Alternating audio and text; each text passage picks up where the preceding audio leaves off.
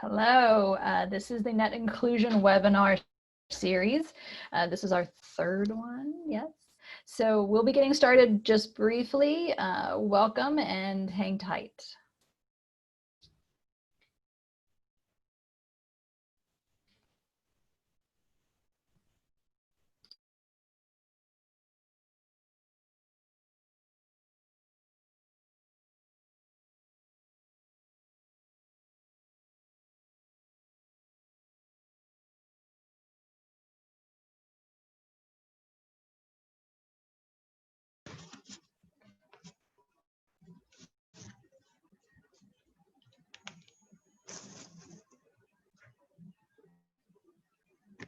Okay.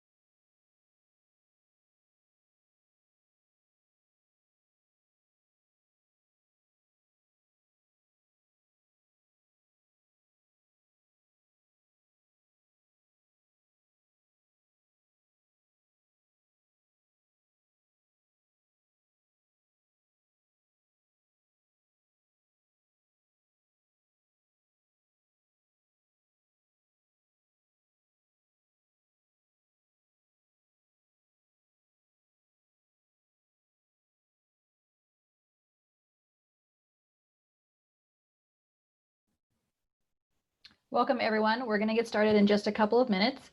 I'm Angela Seifer. I'm the Executive Director of the National Digital Inclusion Alliance. This is the third in our webinar series, our replacement of Net Inclusion, which is our usual in-person conference. So we'll be getting started in just a couple minutes. Until then, get settled, check out, how to, if you haven't done this before, look at how to add questions into the Q&A. That's where it's best for you to throw your questions. And then if you have comments or logistical kinds of issues, put those in the chat. And we are very excited to have this conversation with you.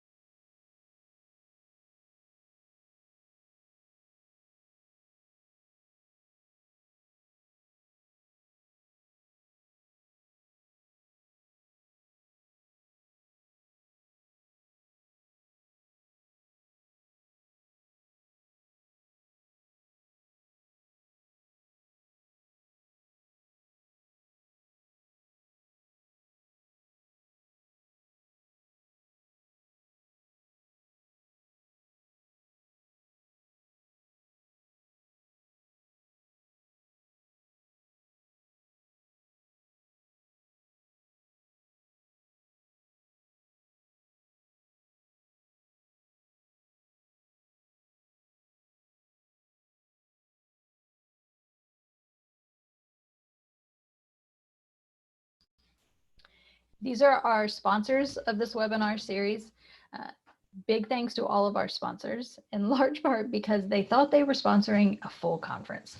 And they generously allowed us to convert that sponsorship to the sponsorship of a webinar series. So we are very grateful to them.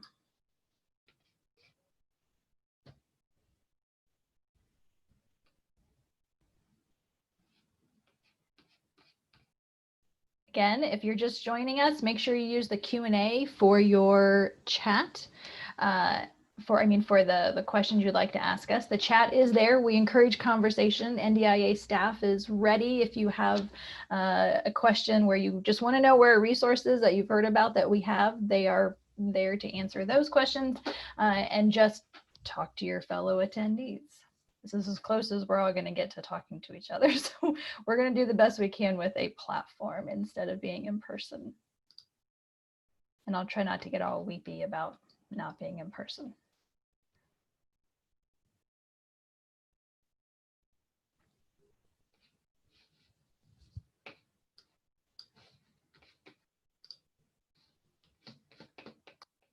Okay, friends, I think it's time for us to get started. We're 3 minutes after. As with all of the webinars in our series, we make sure that these are available on our website. So we are recording this, and we will have any links. We continuously share those. So put your questions in, add links that you'd like to share in the chat, and we'll get started. So I'm super excited to have this particular panel today. With everything that's happening right now, it's very soul building to have folks who are doing work, how these folks are doing work, and that they think about it the way they think about it. So we're going to really get into some great stuff today. So real quick, I'm going to go around and everybody's going to kind of do the who you are and where you're from, what you do. We're going to keep this short. This whole thing's going to be pretty snappy so we can keep everybody engaged. James, can I start with you? Sure. I'm James Walker. I am in Charlotte, North Carolina. Actually, our offices are at University of North Carolina, Charlotte's kind of innovation hub. I run and I'm the CEO of a 6-year-old social enterprise called Informative Technologies. We work with civic institutions and the social, digital inclusion sector to come up with scalable solutions for digital inclusion using computer science and data science. Fabulous. Thank you. And Quincy.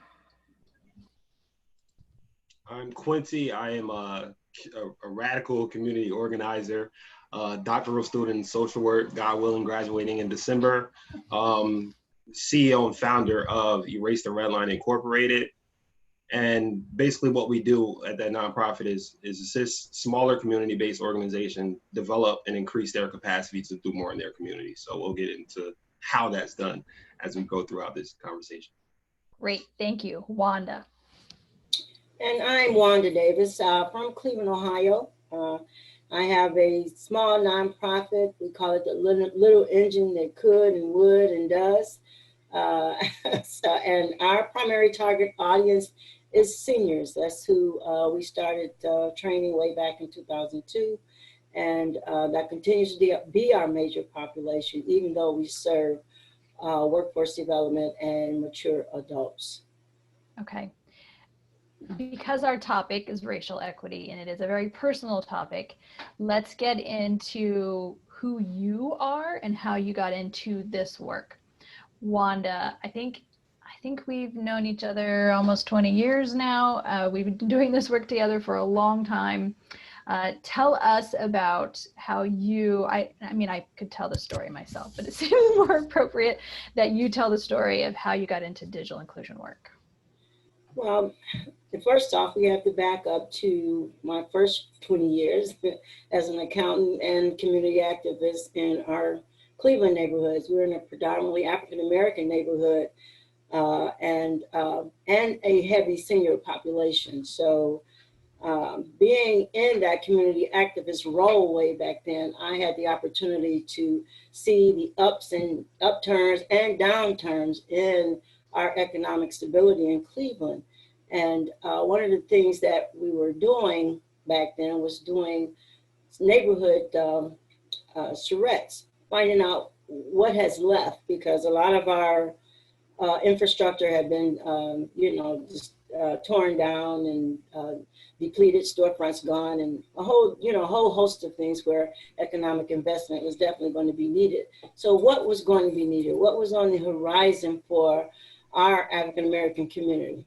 Me being in the arena I noticed and knew that technology was going to be on the horizon and was going to be one of the things that was going to be a major factor in not just seniors' lives, but everybody's everyday life. And one quick anecdote that I always have to tell everybody was that I took my mom to the doctor, to Mount Sinai Hospital back 20 years ago. And so, of course, I was becoming her primary caregiver. And so I took her and registered her in, and usually they come get her right away. And then the next time I see her, she's back, she's complete, and I get the report. But this particular time, it took a lot longer than normal. And so I said, well, let me go and see where she is, and I'll make it real short. Went right around the corner, and she was sitting there, and no one had waited on her. And guess what was in front of her? The OCR monitor sitting there with the desktop computer. And I was like, Mom, what's going on? And she said, well, they sent me here and told me to fill it out. And I said, fill what out? And then the form was there. And I was like, oh, a light bulb hit. And I was like, we've been wondering what should be brought to our neighborhood. And that's what gave me and several other business people the idea to form a board of directors and do a survey and see if it would be accepted. Overwhelmingly it was, and thus here we are 20 years later. Awesome. Thank you, Wanda. I love your story. Okay, James, how did you get into digital inclusion work? Well, I have a unique, interesting background in that my father taught computer science at an HBCU a couple of years before I was born, and joined what most people don't know is a Black-led startup, which is Network Solutions, which created .com, .net, and .org. And it was the only place you can get one from the 80s to the 90s, the first actual .com boom. That transformed his life because his father was a sharecropper in Waco. And he always instilled in me and my younger brother a way to scale that, basically. Like, nobody would have ever looked at rural Waco and saw a future computer science. Computer science didn't even exist, but the drive existed and the ability to solve problems existed. And long story short, I stopped my normal pathway of, being an IT project manager and developer, and wanted to find a way to look at how do I scale access to technology, especially in light of those early Pew studies that showed 50% of African Americans didn't even have the devices we're sitting in front of, laptops and desktops at home. And this is, I started this in 2014. That study came out in 2015. So this is not ancient history to see that this problem has not, IT industry as usual has not innovated a solution to this. I wanted to innovate a solution to this and work and listen to nonprofits to know what the problem set was. And my computer science background from NC State allowed me to understand this is something that's solvable. It's preventable. It's something we can make a driverless car. You can certainly find a way to make an affordable, scalable, model for accessing technology. And that's a fabulous statement, James. Like, if we can make a driverless car, that's right. We can't make sure everybody has access to technology. I love that a lot. I'm going to steal that. Please do. And that's what I commit to doing. That's the core. That's fabulous. Thank you. Quincy, how'd you get in this? Wow, James' story it just touched my heart. I completely accidentally fell into digital inclusion work. Right, so I'm also an Iraqi war veteran. So when I came home from a deployment, I was shocked by what I was seeing in the neighborhood that I actually grew up in, how similar it was to like literally a training environment for war-torn countries. Right, so not necessarily Iraq, but the training environment that we would go into to train for going to war in Iraq. And that was back in, I guess, 2012. So I started doing a lot of anti-poverty work. I joined the Anti-Poverty Network of New Jersey. Fast forward 7-8 years later, I get a degree in social work. I become a mental health therapist, substance use counselor on the professional side, and I'm still doing community organizing outside of that work. Fast forward another year or two, I enroll in a DSW program, a doctorate in social work program, and I began looking at anti-poverty initiatives under the grand challenges of social work. So I start first exploring homelessness to eradicate homelessness. But in exploring that, I stumbled upon something called social isolation. And then I researched social isolation more and more. And the quick of the long for that is that there's internal feelings of security and there's external the external abilities to actually reach out and grab something, right? So there's two types of social isolation. And then in looking in that and connecting social isolation with homelessness, I realized that the common denominator in both of those things were that individuals who are suffering with social isolation and individuals who are unhoused and dispossessed, the common thread was actually the lack of internet access and resources, and not necessarily the lack of internet access and device, but the lack of ability to connect with those things that are associated with device access. And then everything just came about, and I said, hey, I can tackle homelessness and social isolation and the digital divide through working on digital inclusion. And I know that sounds weird, but shared risk factors allows you to do a lot of things when you're working in community, with community, for community. So I actually think that's pretty common, Quincy, that like we come to this work through something else, right? And so I love your story. I love everyone's stories because it says a lot about who we are. You mentioned digital redlining. You personally have done a lot of work around redlining, right? Like the original redlining. So let's talk a bit, because that's definitely a racial issue, and let's get into that a bit. Wanda, when NDIA did and sometimes we joke that this is the thing that brought us the most attention, is our digital redlining report.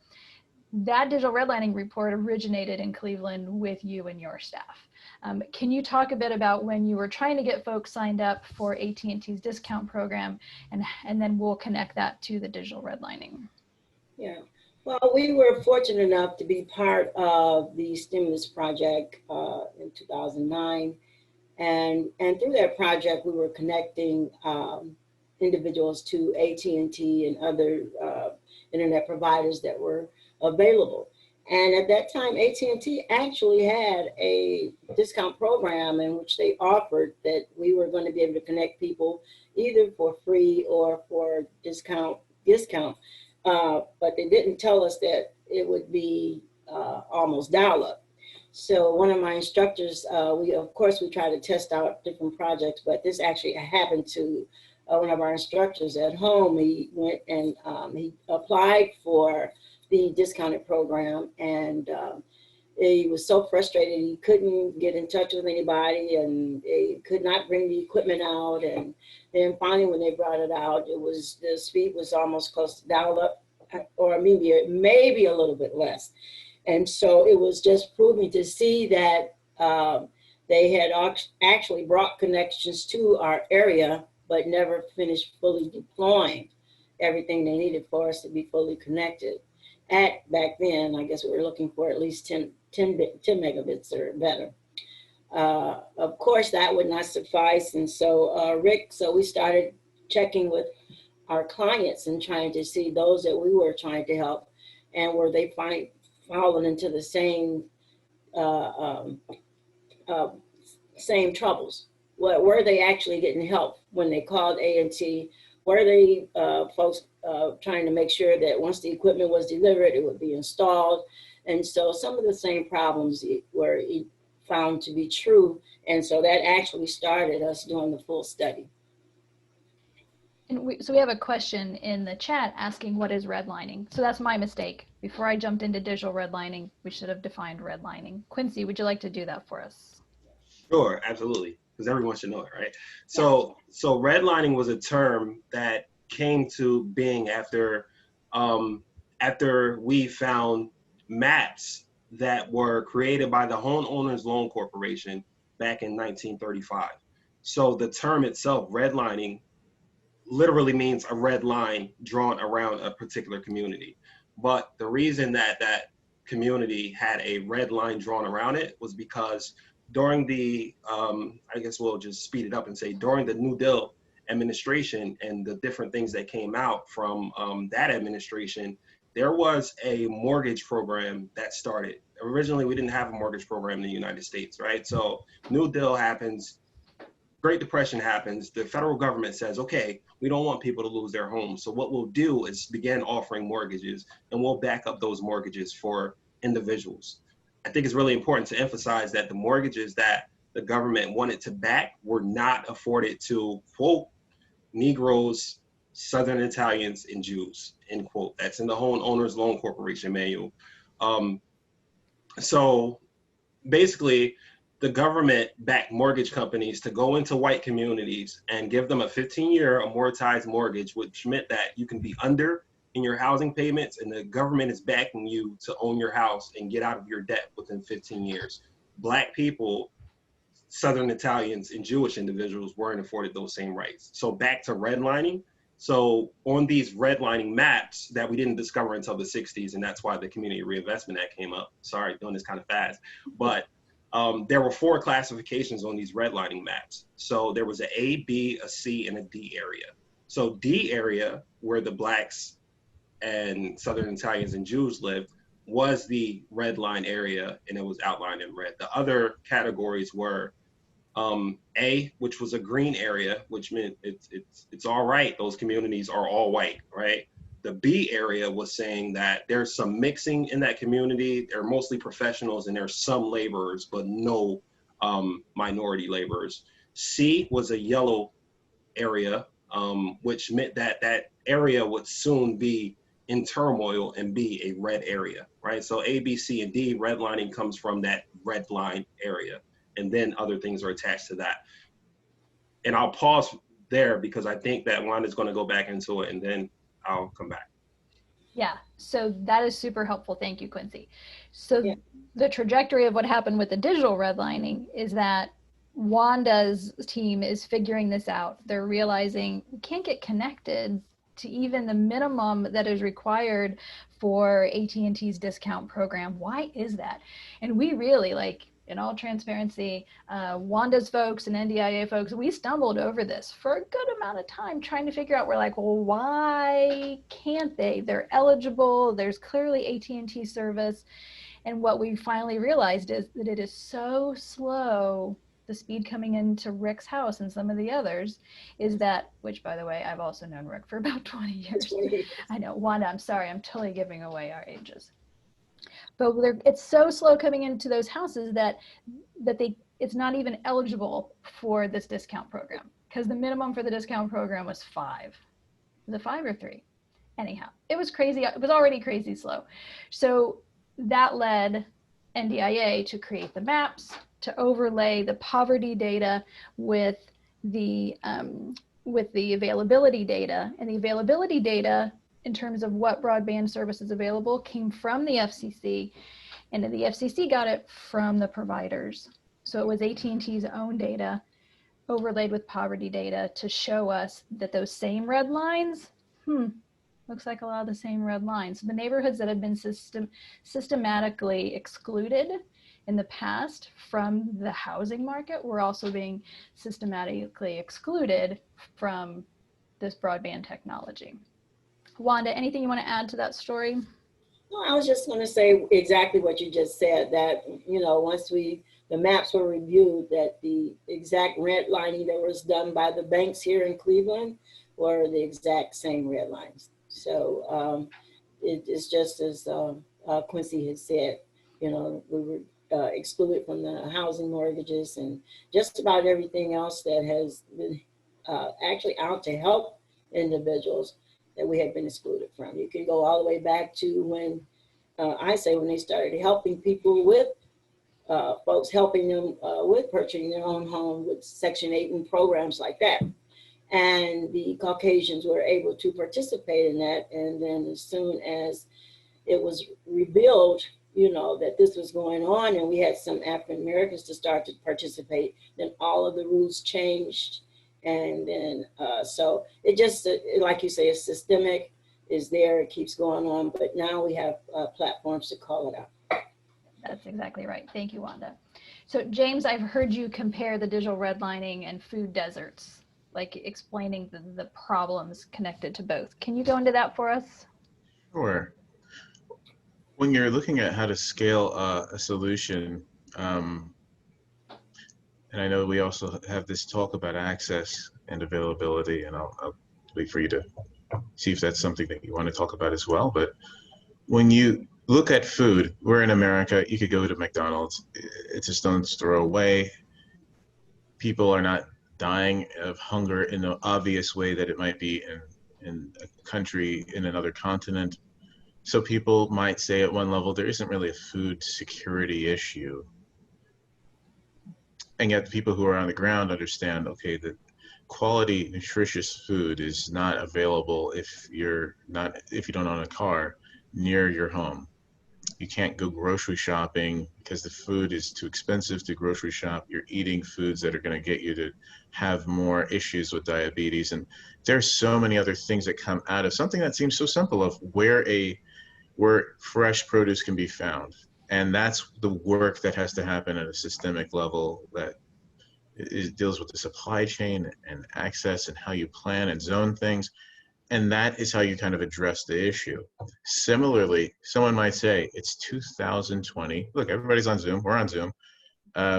See, you know, we've achieved the goal of digital inclusion. And yeah, in some sense, there are people who can get on the internet in some form, on a phone or of some kind or some fashion as a consumer of a social media product.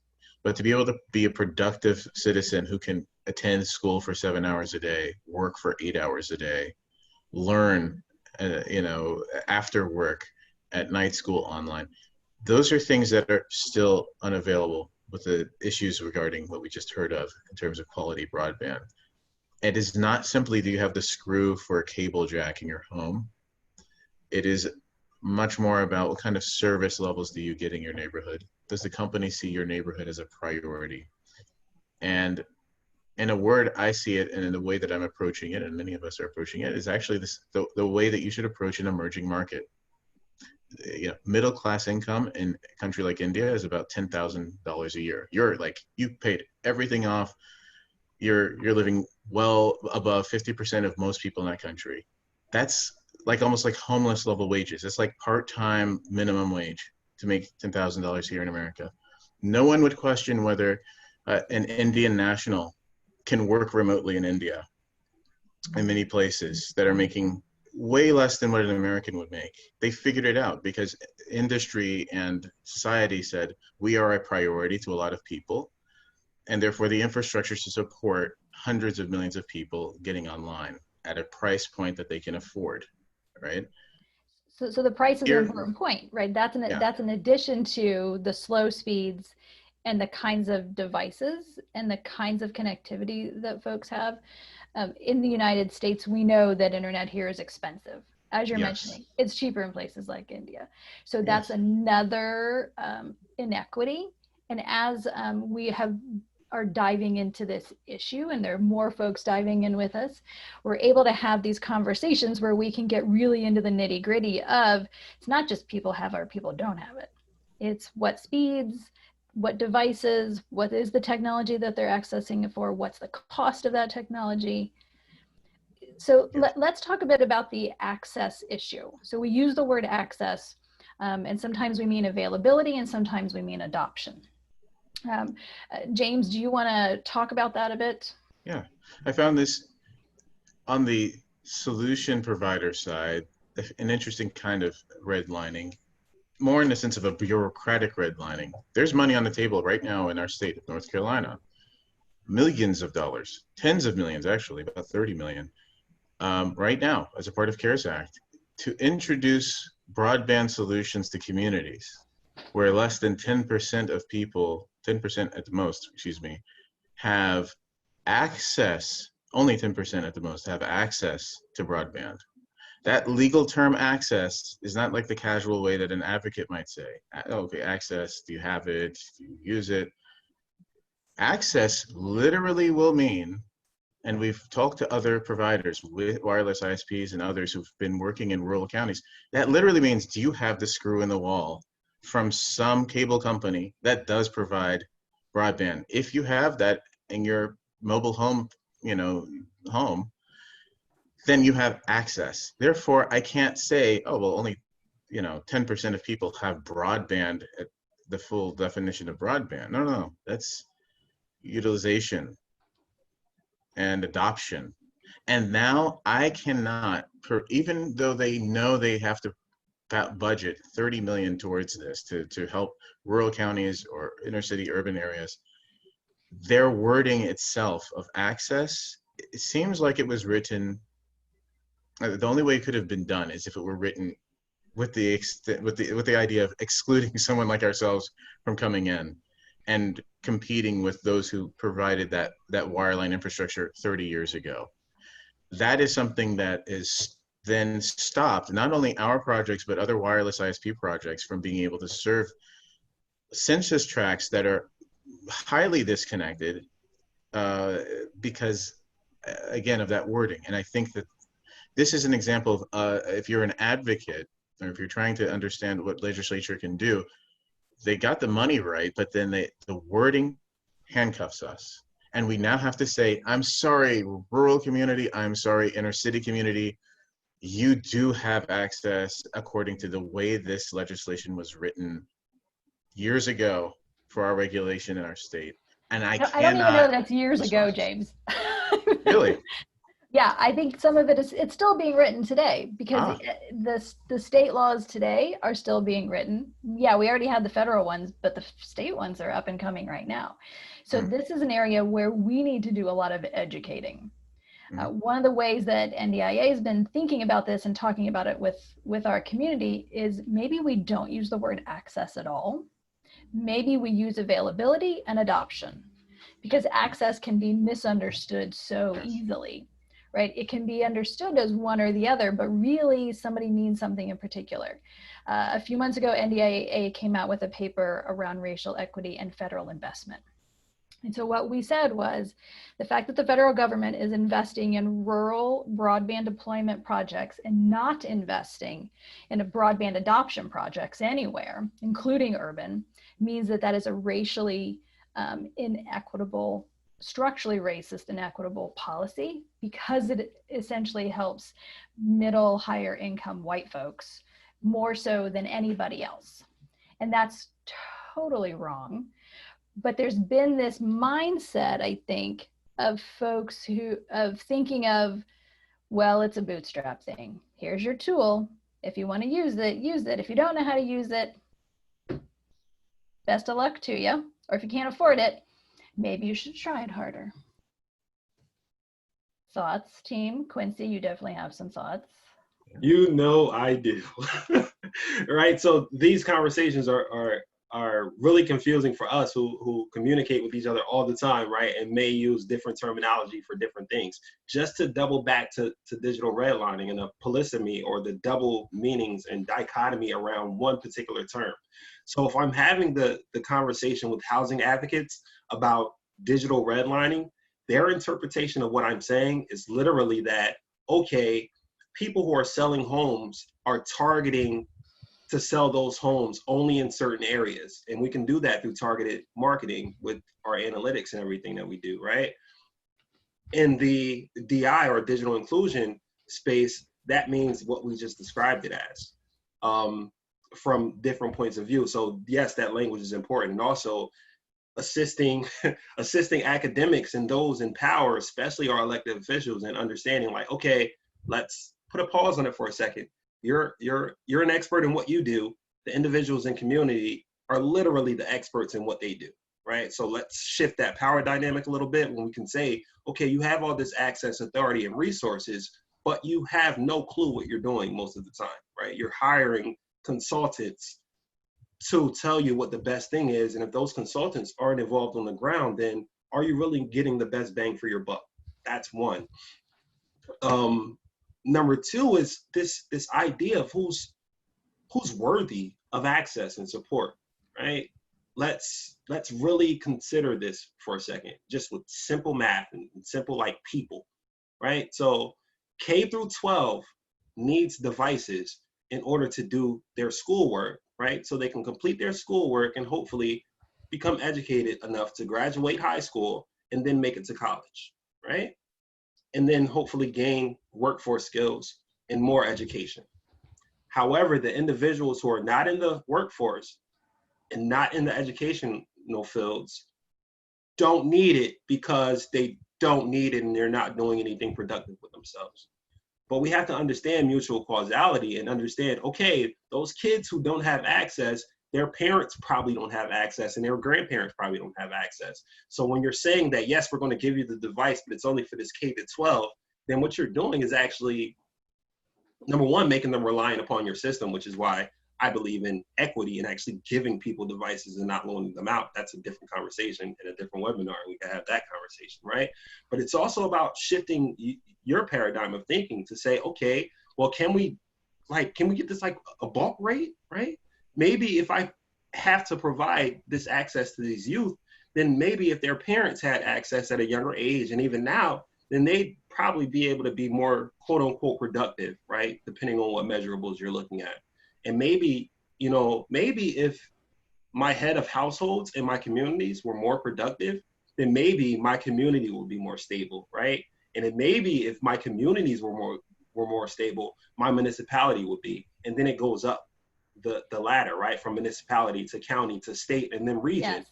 But if you're not looking at it in a way that investment in that individual who isn't as quote unquote productive as you want them to be, there's a reason for that. And oftentimes they're in those same red line areas. So if you think about those divestments and the disinvestments and the inability for individuals to actually get opportunity, because it's not just a equity conversation, it's an equality conversation, it's an opportunity conversation, all based on this device or another device or the act. The focus on the students, Right? without recognizing students are living with some adults, really, friends, just makes me want to scream. As if these kids who, we have to say it, right? This is focusing on the kids as if they don't have adults. It's patriarchal, as you said, right? It's like, oh, we have to take care of the children because they're innocent. I would even go so far to say it's racist, because the kids are innocent because they're young, but the parents, oh, they've made some mistakes, so we can't possibly help them. Even right now, there's been a new HEROES Act. So there was a HEROES Act in the House. There's a new HEROES Act in the House. They actually moved money from a subsidy that was supposed to go to cover broadband for households, low-income households, into that money then goes to schools and libraries. So makes me want to scream. Can I just mention something around that really quickly? Yeah, please. When we do that, again, that's that transfer of opportunity to individuals who already have the opportunity, right? And that's literally locking people out. So these bootstrap ideologies, they bother me because those individuals who use that terminology probably don't realize that individuals are literally choosing out of the options that they have. Right? So you're saying that they maybe made a mistake while they're choosing out of the options that they have because of the policies that you've created and signed off on in the first place to lock them out because they weren't worthy enough to get your support when we're all connected. It really makes no sense. And so this goes to the structural, historical, institutional racism. Let's talk a bit about the connection of the digital inclusion work to the Black Lives Matter movement. Quincy, we'll start with you. Yes, okay. So this is a family show. So I'll just say that I love hashtags, say her name. I love hashtags BLM.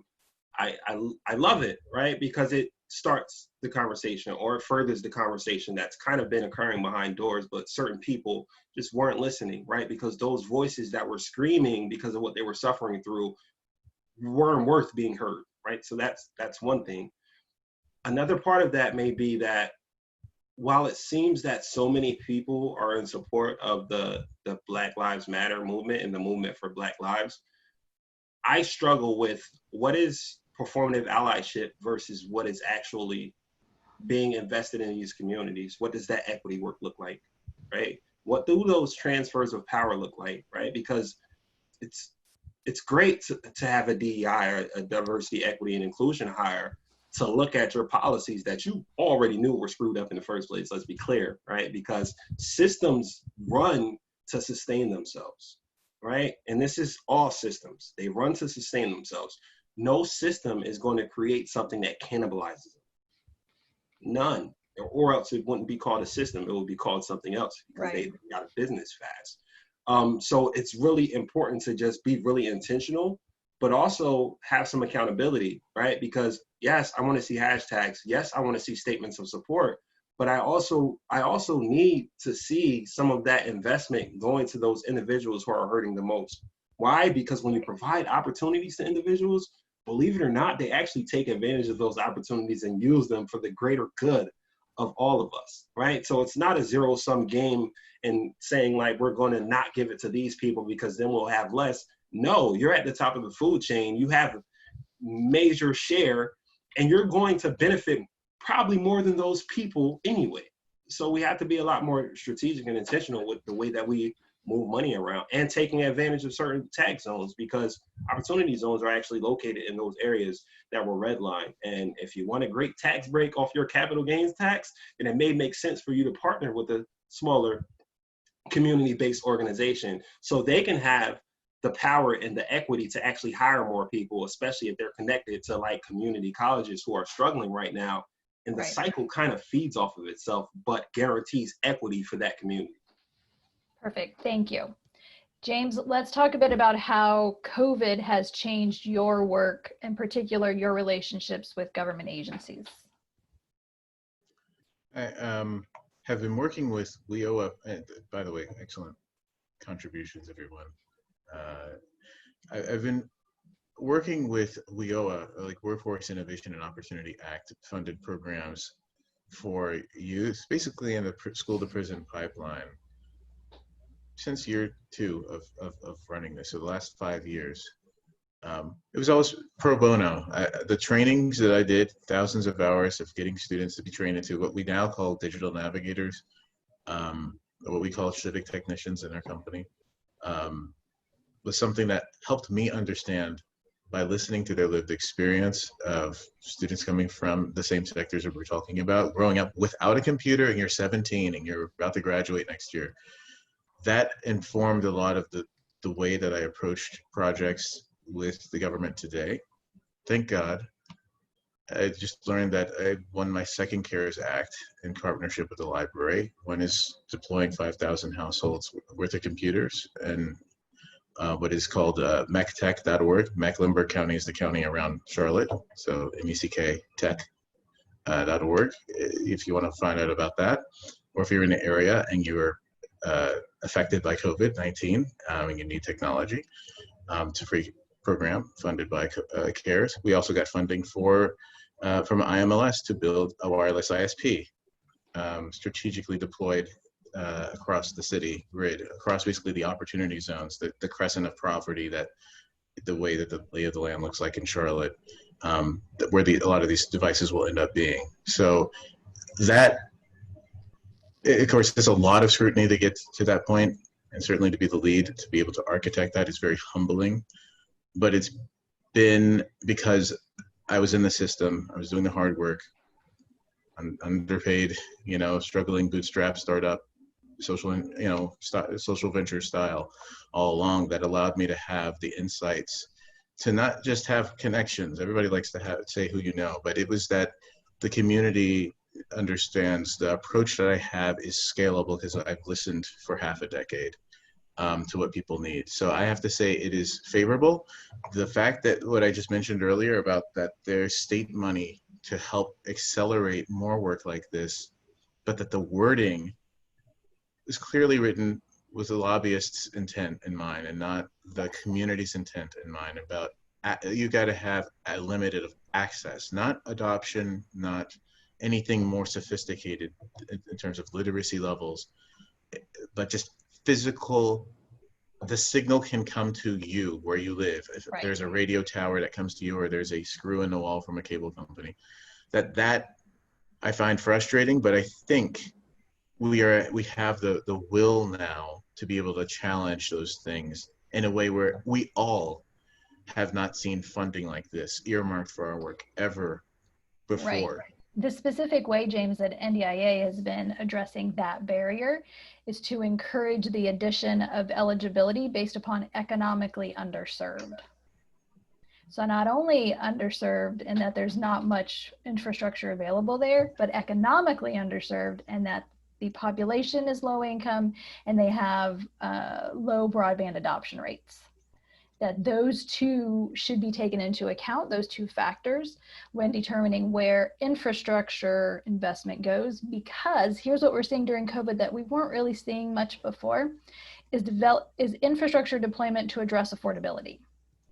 That's not a thing that we've seen, right? So like, that's what you are doing, James, and that's what others that we're seeing around the country are doing right now. They're building infrastructure to address affordability, but that's not really what was happening before, in part because that's where the, all the money was, as you said, going to places where there was no infrastructure. But it's also, let's get back to that community part. Like, the solutions right now are so local. How's the federal government helping? The CARES Act was really valuable.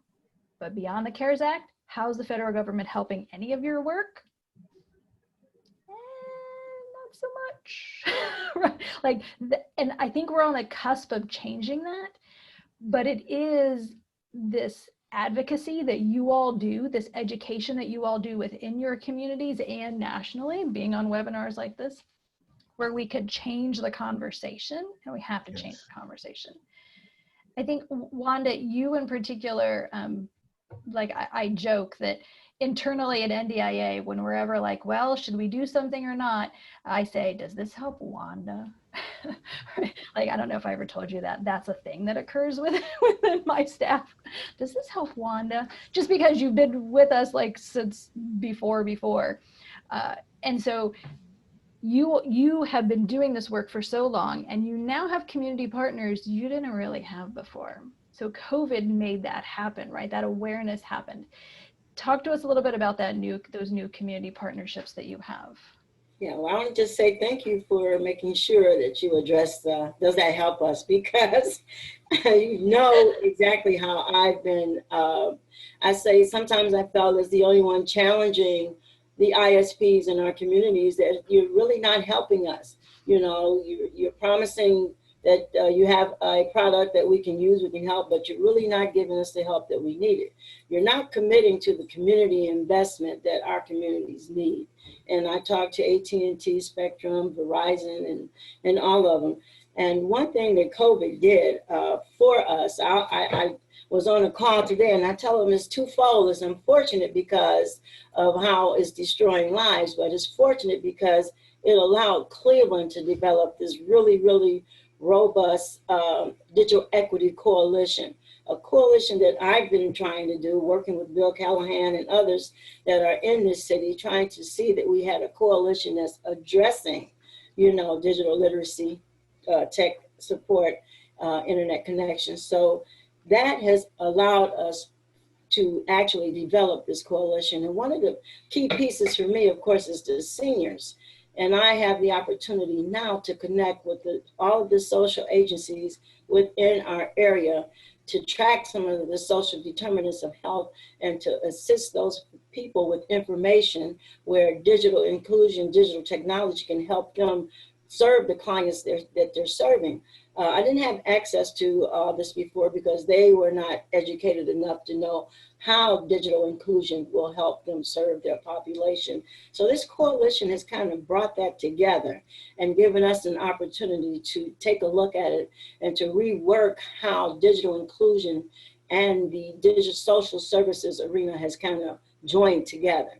With that being said, the WRAA Area on Aging and several other aging groups, they're helping us to become advocates and take a look at what we need to have in our communities, in our greater Cleveland community. So they're looking at the state House Bill 13, trying to get liaison partners to make sure that urban areas are included, especially for our senior population, since our school districts have actually been able to obtain more funds because of COVID, and they've gotten a lot of help. Our digital equity help has brought a lot of funds in for our Cleveland public school system and our breakthrough school system. So that's kind of been addressed. The Band-Aids are there, and so that more funding can be raised. But for our senior population, and I even say mature African-American populations that are just above the poverty level, what is there to help them? Of course, we all know the redlining and all the things that the non-investment in our areas cause them to try to keep up. So some of them get connected this month and then disconnected the next. because they have to make the same decisions that low-income people have to make. So it's a combined effort. So with these new organizations that we've been exposed to, they're exposed to us, they're exposed to all of the digital inclusion agencies now in our area where they can reach out and find help for their constituents. So we got a new coalition built, is working towards addressing the advocacy of it, is working toward addressing funding, for all of the organizations. We're hoping to come out of this with a unique plan for the city of Cleveland. And I can say we've tried to involve our leadership in the city of Cleveland for years. And so now I can say they are aboard. They're actually creating a plan that's going to help try and help us to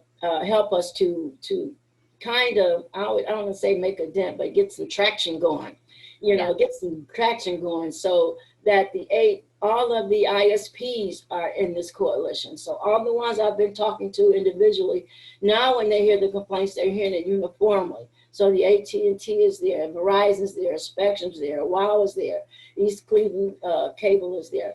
And they're all trying to say, well, how can we do this thing together? The competition has came in. I can say since competition has came in, cost is coming down. So we're just going to continue this coalition. It's so fortunate for us here in Cleveland. And, I'm glad to be a part of it. I'm a huge fan of coalitions. Yeah. Clearly, that's essentially what we are.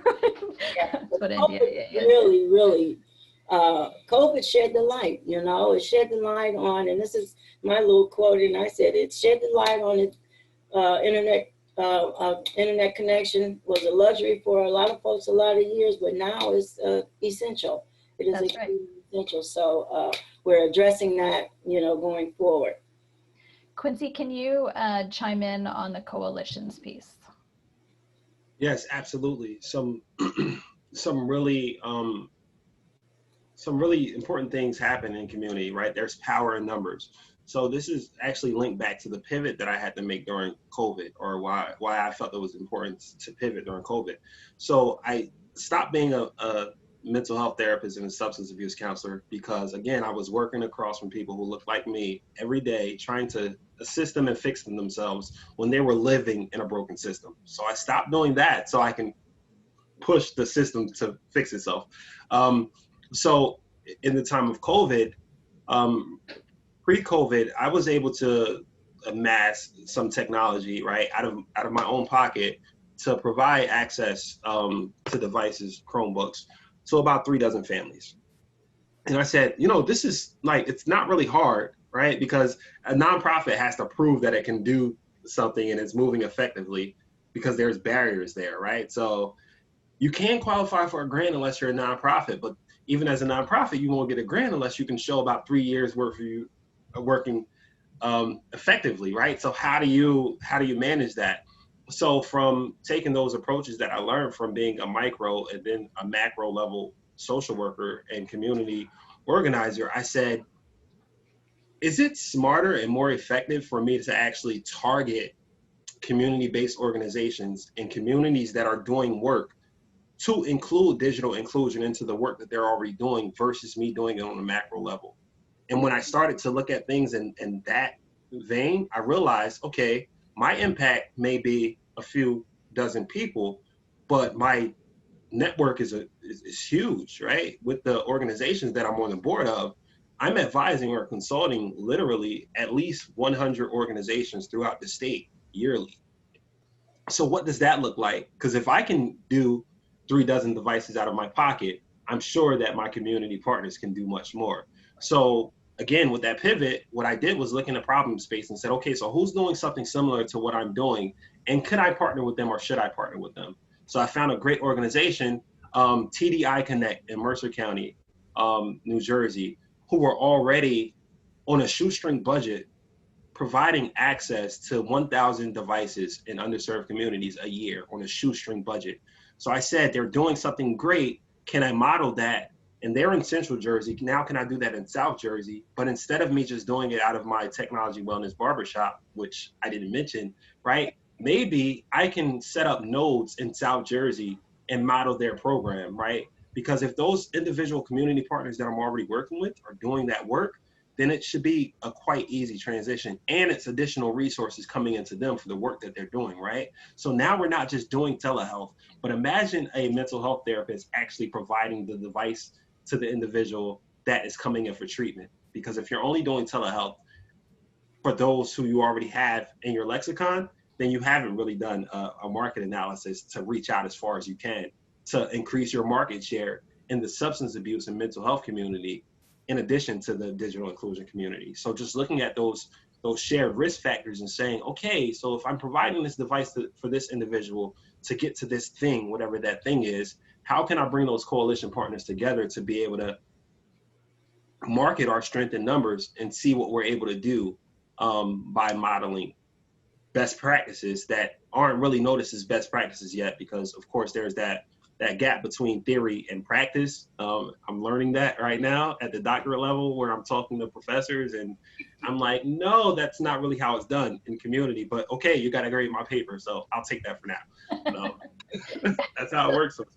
That's fascinating, Quincy. I was just on a webinar yesterday where there was somebody claiming we just need more data, like as if we couldn't do anything right now. But the fact that you all are doing things without a ton of data, it's just, I think it shows the passion and the connection where yes, we do need the right data in order to keep doing it more effectively, but that shouldn't keep us from not doing things. We have to still do things. Right. In fact, the example I gave was in Cleveland, the foundation had been thinking ahead on this stuff for years and had brought in a computer refurbisher. I live in Columbus, Ohio. We don't have any such thing like they do. Their computer refurbisher specifically refurbishes to get devices into homes. So what has happened during COVID? Folks in Columbus are driving to Cleveland to the computer refurbisher, right? Like folks in Columbus are appreciative that Cleveland thought ahead. The Cleveland Foundation in particular, let's just call him out, Leon, a person, right? Thought ahead to make sure that there is a refurbisher there that we now find valuable. Do I need additional data to tell me that it's valuable to have that refurbisher there? No, the gas money alone is the proof that it's valuable to have that refurbisher there. James, thoughts? On the need for Whatever data? you like, James. I think that it's really a good challenge. I mean, I just was speaking with folks at Digital US before our call here, and to see the work that's being done on digital navigation, and the fact that I'm tapping refurbishers who are zero landfill, and they have all of this stuff, and I'm using Linux and open source and all of my advanced computer science knowledge of my graduate students. Many of them are from India, and I asked them, by the way, about that when I mentioned India. I'm not just using it off the cuff. I literally wanted to know, how in the world is a country where middle class is $10,000 produce so much talent, and it's equal men and women? And I'm learning from them too. And it's like, this is a really great time to be in, when we're seeing so many players able to come together on every aspect of educating people for workforce, working across racial lines to understand each other's communities, understanding the history of the issue, but also using engineering to solve it. And I think that I certainly think that this is part of the issue of the IT talent pipeline. This is how I address it. I know that a person who's comfortable from the suburbs and wants to study computer science because they want to be the next Elon Musk of some kind, or next Mark Zuckerberg, may not be interested in talking to somebody's grandmother in the hood for a long period of time about Zoom. But someone from that same census tract, that same neighborhood block, would find a great deal of self-worth and value out of helping my friend's grandmother, because it's not just a random woman anymore, talk to her family for their family reunion, because it's a personal thing and they understand this is a human issue that we're helping. And I see that there is a strong talent pool coming out of what we currently call the school to prison pipeline, of people who, just like my students who come particularly from India, who are the grad students, who are straight A students, who love to learn that there's a lot of people who are in the same economic situation as what their family looks like at home, right? But they could help share lessons like that could one day be like Southern Asia. Like these people are hungry to grow and hungry to use technology in new ways to solve problems that are relevant. And just as you have it where uh, people who, again, you had Gandhi in a toga just demanding basic rights. Now, you don't have to necessarily like globalism, but I have to say, this is a really interesting thing. A British born person in Oxford today wonders whether an Indian can just get on broadband and do the same job for 10 times less. That doesn't exist currently in communities that look like mine or my dad's when he grew up or my mom's, right? I would love it to be that people say, hey, that person there, that's a hungry problem solver right there, you know? And if we got the infrastructure right and we work together and through the NDIA, we have the Charlotte Digital Inclusion Alliance here, local summits like this, we could have a future where by the end of this decade, we have people who have the low cost access to data and hardware and the hunger to innovate that has changed the global south and other parts of the world. Nobody questions a Nigerian student's ability to compete in this economy or an Ethiopian student's either. So even though, again, I agree there's racial animus in some people's hearts, some people can come here straight from the continent in the hardest subjects and they just have, finally I have access to more information and more data than I had at home, and they go up. I would love that to be the approach that we take so that we can build that out. Mm-hmm. So that these are we're not looking at this as you said, children need to go to school and we're throwing out a couple of Wi-Fi's here or there for some folks in some poor community. No, you're thinking of it as I'm on the ground floor of the emerging market. Yeah. The future majority of the American demography in about 2 more decades. I'm the company, that's what I hope to be honest. That's the new Microsoft that's listening to them. That let Microsoft continue to help our work, but I'd love to see this new version of a new generation get the access and take that hunger that's, as our brother Quincy and Wanda put it, they have access to, turning around some things for a profit that are illegal. Turn around technology, learn refurbishing. You can do that all day long and there's always a market. If we gave that to them, you would see a flourishing, I guarantee it. So I'm full with of hope and optimism. I know many people are frustrated, but I feel hope and optimism that people across demographic lines, across income lines, racial lines are coming together on this issue, and we are doing it now. And I hope that if there are Republicans on the line and they like opportunity zones, and there are Democrats on the line and they want more of what we see in the CARES Act and to go even deeper, more systemically, oh, great. I hope that becomes the new infrastructure handshake.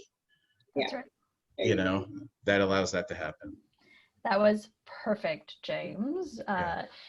You all are NDIA's inspiration, right? Because you do what you do, that's why we do what we do. We wouldn't exist if you all weren't doing the work that you're doing.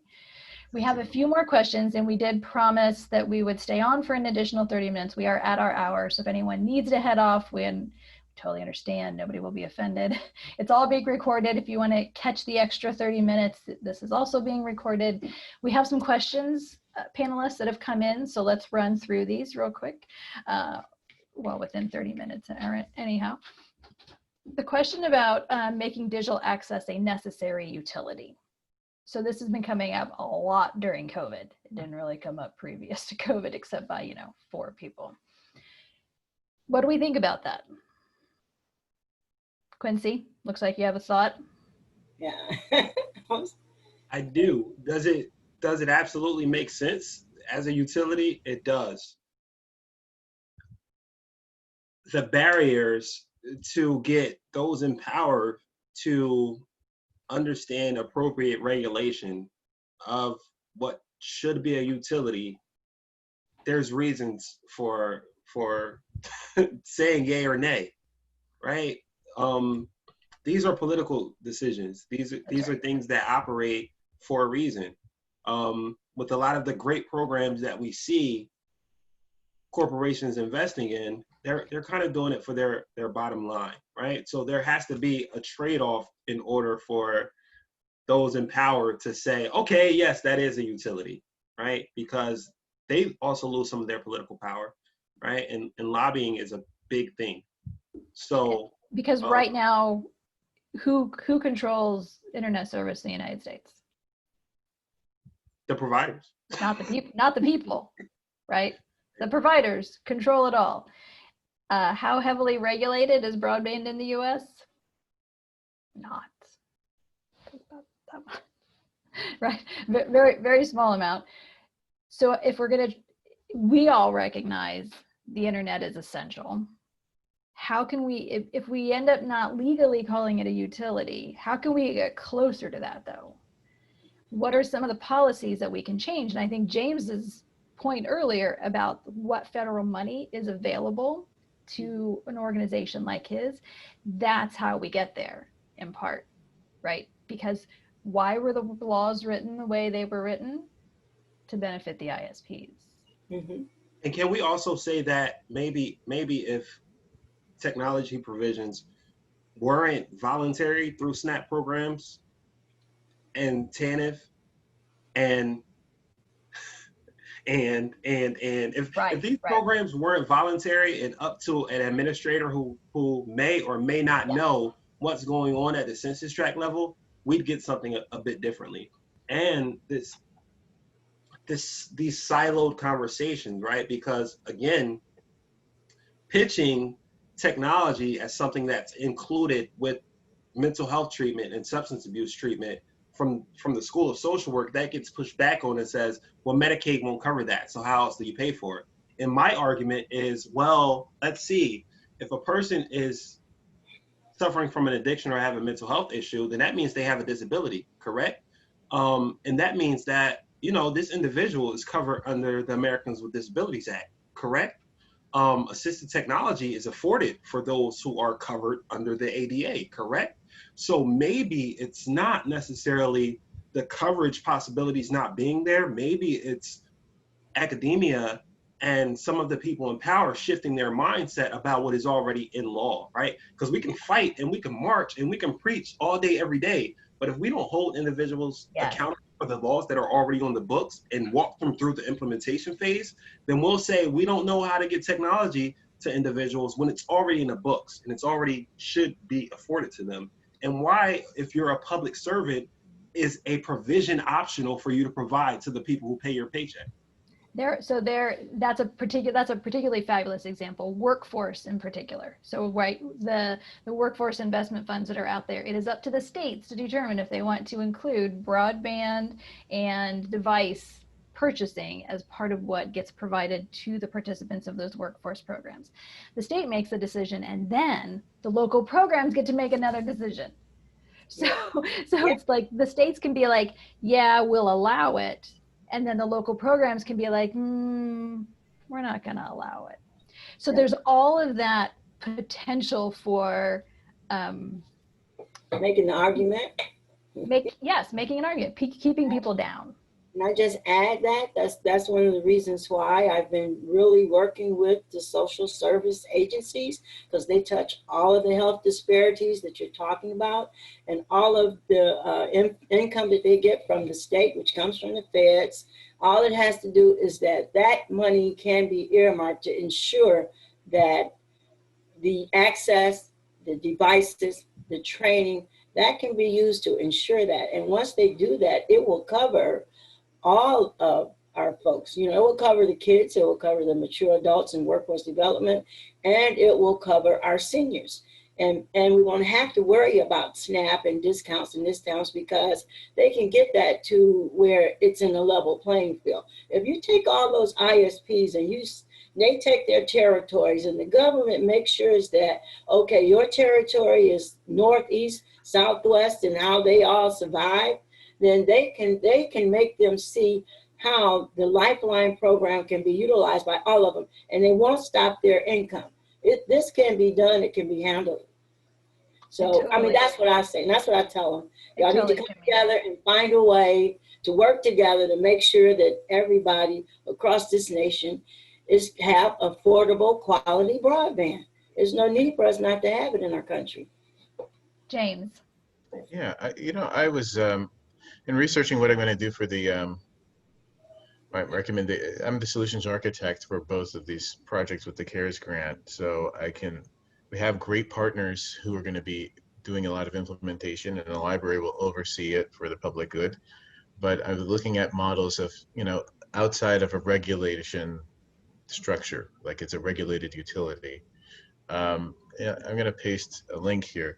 European Union has this thing called a digital single market and this idea of their shared digital future. And here you see their basic business models for ISPs. And in there is the open access network model. Yeah. And I think something that they're saying is, look, across all of the member states of the European Union, which there are sovereign countries, but they basically have like a federated way of doing things consistently across national boundaries. They're saying, look, you could have, not unlike what we do with electricity. Yeah, a company made the electricity, but you can run a factory off of that. You can build other things off of that. You can sell appliances off of that. The roads are a basic thing that the government provides, and you can have UPS ship on it and DHL ship on it. So there could be a basic tier of passive, like ISP service. Here's the wires that are in the ground, light them all up. And then when it comes to retailing that, finding markets for that to solve different market needs, then the costs of digging into the ground come out, right? So what you charge a person, it's not based on like what a typical utility would say. If it was a power company, they would say, we need to make another reactor for a nuclear plant. Okay. Well, you take that off the table with an ISP. You didn't have to dig anything. You're just tapping into a line that was already there. That drops dramatically lower the costs. And we know that this can work. And we're hoping to find ways to work with, frankly, if there's Google Fiber, if there are other tiers that provide gigabit internet, we're going to be broadcasting a signal to neighborhoods in need and providing premise-wide internet. Very, very much like what we heard with MetaMesh on Friday. It was MetaMesh, right? Yeah. So it's a very low cost, tens of thousands of dollars thing that if you have hundreds of thousands of dollars, you can really hit multiple neighborhoods with connectivity for a year, right? Because you didn't have to dig anything in the ground. And I think that is a kind of interoperability that I see as a person in computer science and I teach computer scientists. I see that is why me building an app, which is one of the things I can do, I can put it on Amazon's web service for free for like a year.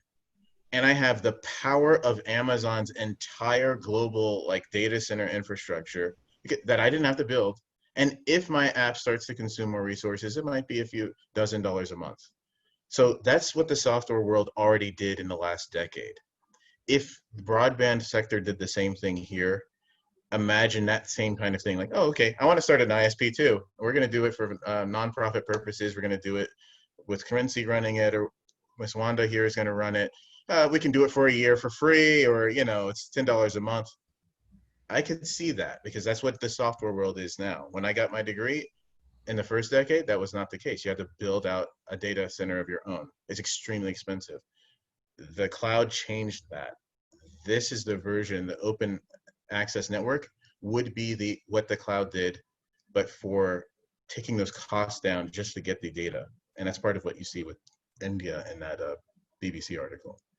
That's fabulous, James. Can I just share the Digital C is here in Cleveland, Ohio, and they are setting up similar to what you're saying. They actually have a really, really low cost service, which is giving them 25 megs up, and better in some areas, depending, of course, how close you are, but definitely above the broadband definition of 25 megabits per second.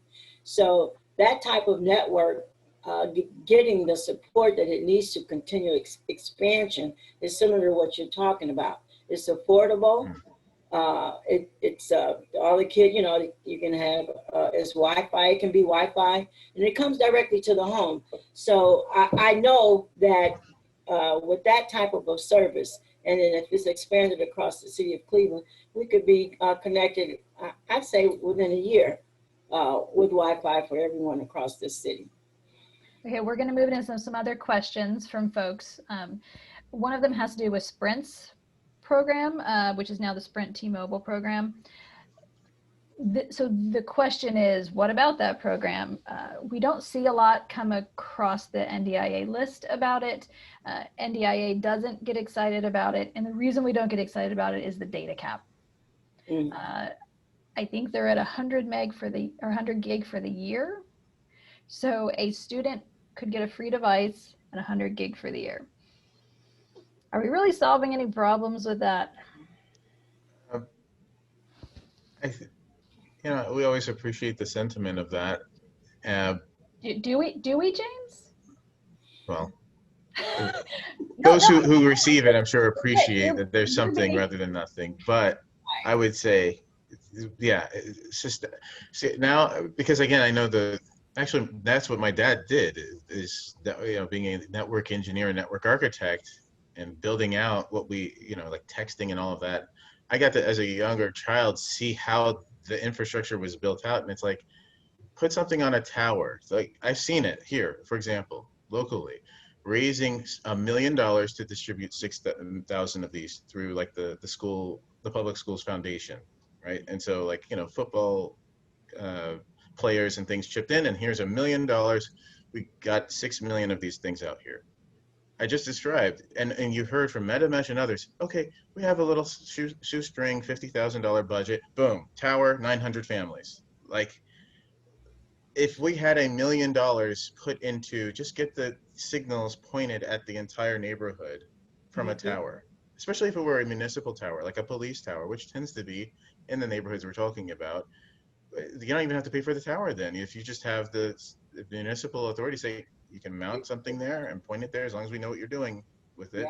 You could blanket that coverage, get the devices out there, and have premise-wide networking like you do on a college campus. Nobody is surprised that 30,000 people can get online, which is a small town or a good-sized town, at any given time on a college campus for free on a guest network, because they just put the money into the infrastructure for that. And that is something that I would love to see more of, because those devices are making a lot of good money for Sprint. Yeah. But okay, you cut them off at the end of the year. What happens if I'm 18 and I just graduated in May of this pandemic, and now what? I'm not, you know, my family doesn't need it anymore. I don't, you know. So let me ask you though, James. So the student gets the device. There's that data limit on it. What happens when they run out of data and they want more data? Do they, let's list all the possibilities. They just go without. Yeah. They find a public option somewhere. They buy more data from Sprint. Unaffordable. Unaffordable. This is where really, like, I think this is a point where we do have to ask the question, do we appreciate their efforts? Are the efforts actually helping? Or, and this again gets back to that issue of only focusing on the student rather than the whole family. Are the efforts diverting the little bit of resources that we have to solutions that are not actually the full solution? So it's diverting that bit of resource. So the school and others are paying a lot of attention on a program that gets students the free device and 100 gigs for the year, which they're quickly going to run through, instead of spending their time figuring out, maybe partnering with you to build a solution. Yes, it might cost them some more money, but it's going to probably get some results that are a lot bigger than what they would have gotten with the first offer. Do you see where, like, I get concerned about offers that may be well-intentioned? Yeah, but the soup keep kitchen us... toxic charity. Yes. I give you a bowl of soup, so see you tomorrow at 4 o'clock for the next meal that I will dole out, because I'm in control, and, you know, and I feel great about all the soup I'm doling out. And it's like, okay, well, you stand in the sun and get the soup. Yeah, I have to agree. I would say the same thing with the giveaway programs, which for technology, with no like digital inclusion support, and we're doing like literally tech support with the librarians as the front end. if there's a tech question, instead of saying it's kind of beyond our purview, create a ticket, and then our team of civic technicians would close out tickets. Like, I don't know how to get my computer to talk to my printer. That's something that a librarian would kind of cut it off at. If you want to know how to learn things online or whatever, or have classes for digital literacy, that's where they engage. Well, now we can provide that too. If that's also combined with a service level for internet connectivity, like the signal, I know there was a storm and something is knocked out of sync, to just bring that in the same, again, the people are there as library scientists. They're there to provide information for free, the common good. We can just get information and improve the infrastructure better, rather than, as you just said, the service level is very much, you got something for free and take it or leave it. And that's it. And then typically, if you take a look at the true open access model, there's a 3-tier model. It's a bit, if you're into this stuff, I would say go to that link at europa.eu, which is like their commons for the EU's kind of strategic agenda. They're pointing out basically, in some countries that do this in Europe, literally you pick an ISP, because it's like almost like picking how do you want your Amazon order? Do you want a DHL, UPS, USPS, like just normal postal service? That is how you would say, I'm on Sprint right now. Sprint is giving me something for free. Oh, here's this thing that Informative Technologies did with the library. So the library has a free tier. You can pick that free tier. Maybe that free tier has some limits to it in some capacity for whatever reason. Okay, who's the more affordable other option on the market? And I just click it, and now my services come from Sprint or whatever the equivalent would be in Europe. And I, the consumer, am in complete control. And if I don't like your service levels, the infrastructure is still sitting on that tower, right? They call it passive infrastructure. It's still sitting there. Who creates the best service levels for me? Now, I might be a business and I need gigabit internet. Okay, then there's a tier that I pay for because it's the same infrastructure. That, I think, outside of regulation as a utility, provides another model for control to be in the hand of the consumer. If you're going to spend the money to build that infrastructure once, that other people can build things that fit and compete on satisfaction. James, I heard an example of what you were saying that apparently there was a plan for, but it got smashed down. The plan was in Cincinnati, and I live in Ohio, and I did not hear about this when it was happening. I only heard about it recently. Apparently years ago, Cincinnati's plan was to build out their own fiber, tack on $20 to everybody's water bill. They would all get 10-1, right? 10 down, 1 up of broadband service. And then it would be an open network. Other providers could come in and provide service. Most people would want more than 10-1. So they'd be paying these other providers for that service, but there'd be this minimum for everybody. What happened? It's gone. Never happened. Why is that? The internet service providers didn't want it to happen. And this is what I love about NDIA in this community, right? So when we look at community, oftentimes people look at it as being something that's like geographically defined, but we're like so like-minded that it's just like, no, that's like my cousin, right? And also James is so bold, because what he just ran through is something that, as a business owner and as the leader of different organizations, I may have held so close to my heart and not shared publicly, right? So that's one of the great things about these organizations. Yeah. But I think also the most important thing that I took out of what James just described is that we're not really thinking business-minded enough to do the work that we need to do in communities, right? Because we oftentimes work with such small budgets, we have this scarcity mindset, right, where we're grabbing for what's close and we can't even fathom thinking ahead of that. What James just described was trusting the process and not worrying about the product. Everyone, probably most people on this call, focus so much on the product, the end result, that we're not understanding all the different things that we can do when we create programs around the process. When he's talking about putting up nodes in different areas, that's a workforce investment plan, right? That's also training around those issues. That's also GIS and surveying and mapping. And what else comes out of that program that he just discussed is just like, okay, we can do that for $1 million. You're telling me that we can change the trajectory of an entire population for $1 million. That's what James is describing. And I'm not sure if people are picking out those different things, but that's what innovation is about. Like, I'm just glad to be here. I'm humbled by that. Thank you very much. Awesome. Can I bring us to a connector point? So Quincy, at the beginning, you mentioned something about loaner computers instead of giving people computers or selling them computers, and how that's not getting us to the great end goal, right? If we want, for example, if we want folks to get into technical fields, if we loan them a computer to fill out their unemployment benefits, but they can't have the computer to continue learning, talk to me about the inequity of that. So I kind of look at it as a nerd, right? First of all, Right. my daughter has just learned how to replace SSD cards, right? So for that 11-year-old, what that 11-year-old now knows how to do is to allow dad purchase lots of, not lots like a lot, but lots of used computers and changing out the SSD card, right? So my regular price point for the technology that I was providing at zero cost to the end user initially was between $100 and $150, right? For the Chromebooks. The SSD card cost a whole lot less than that, right? So now the thing that we're looking at is being able to provide 5 devices for the price that I used to pay for one. So that's one thing. But also that 11-year-old girl understanding that, hold on, I can actually do something because I'm provided opportunity and these resources are in my lap right now.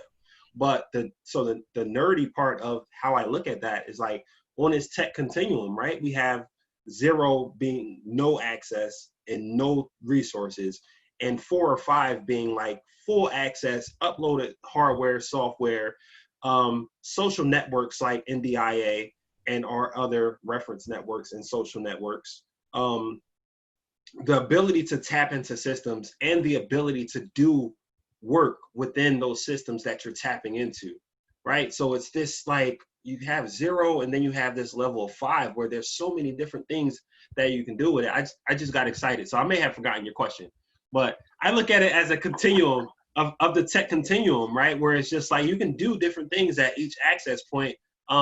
And you can gamify it too. Let's work on making it to the next level. What do you get for making it to that next level?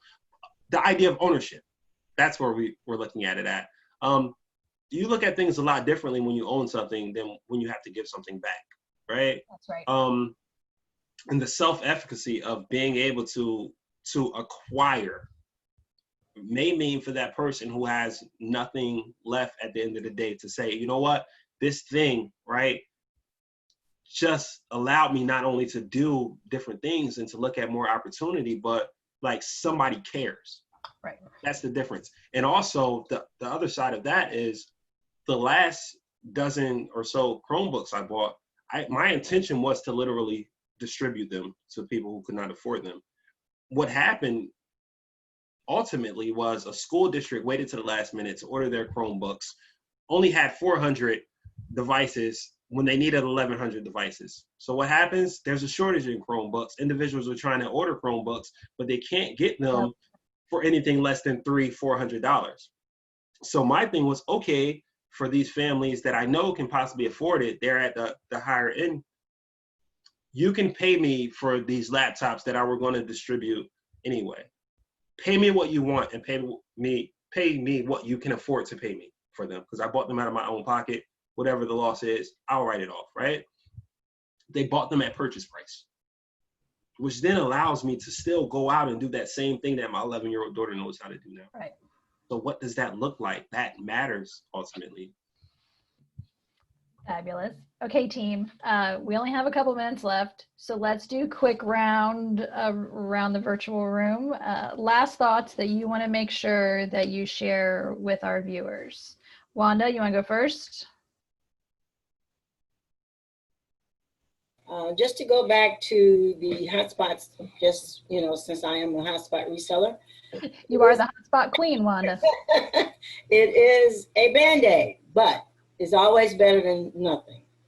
So we know that that is a Band-Aid, so we know there's a lot of work to do. If you have infrastructures in your area, be an advocate for those that are trying to. I'm not an internet service provider, but the project that James was talking about is on its way here in Cleveland. I'm excited about it with Digital C. I still think that we can reach citywide Wi-Fi in our city with the help of all of the folks that are now in our coalition. It may not be for free, but it can be at the low cost rate where it's usable, attainable, and folks will be able to have good connection, and the kids can participate, and then you can still have the hotspot for a while, which means that I believe that every household should have multiple devices. And if they don't have 300 gigabits or better, then 2 devices giving off internet is still great. Fabulous. Thank you, Wanda. James, last thoughts.